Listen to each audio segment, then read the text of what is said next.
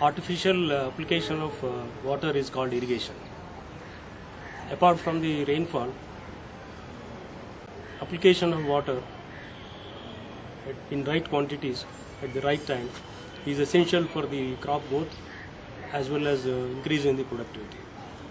Groundwater is an important source for such irrigation, especially in South Indian states like Andhra Pradesh. Irrigation, traditionally farmers are used to go for flood irrigation method, wherein water is applied directly either from a canal, a surface water source, or a groundwater source like an open well or a bore well. Water is directly pumped and then passed it on, distributed in the field through various smaller and bigger channels. There is also another method of irrigation called micro irrigation. Out of these two methods, micro irrigation method is a more efficient and useful method which is gaining popularity in recent times. In micro irrigation, broadly, there are again two kinds of systems. One is a drip irrigation system, another one is a sprinkler irrigation system.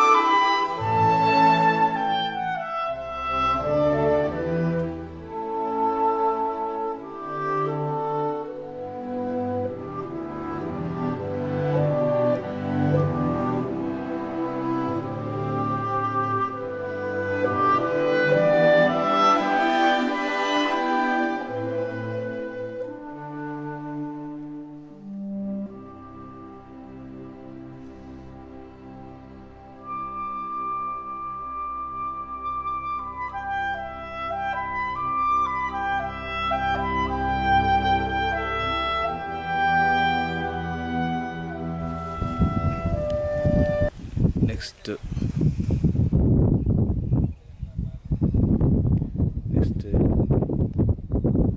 ఎవరికైనా మీరు సలహాలు ఇస్తారంటే ఎంత లాభం వచ్చింది ఇలాంటివి చేసుకుంటే చాలా, నాకైతే ఒక 10,000 రూపాయలు ఖర్చు పెట్టాను అనుకో దీనికి. ఈ పైప్ లైన్లకి, ఎల్ఓలకి, ఎండ్ క్యాపులకి, డమ్మీలకి, ఈ గేట్ వాల్, మెయిన్ 2 గేట్ వాల్కి, ఈ చిన్న గేట్ వాల్స్కి, ఫ్రెష్ వాల్కి, ఇవన్నీ ఈ ఖర్చు పెట్టిన దానివల్ల చాలా ఉపయోగం ఉంది. ఇవి చేసుకోవడం వల్ల వాటర్ సేవ్ మెయిన్. ఇంకొకటి చెప్పాలంటే ఇంకా డ్రిప్పుకి ఏపుగా పెరుగుతాయి. నీళ్లు కట్టితే భూమి అంతా దమ్ము చేసినట్లుంటుంది కాబట్టి గ్రోతింగ్కి రావు, గ్రోతింగ్కి రావు. ఏ పరైనా అంతే. అదొకటి సూచనలు. మందులు వదులుకోవచ్చు.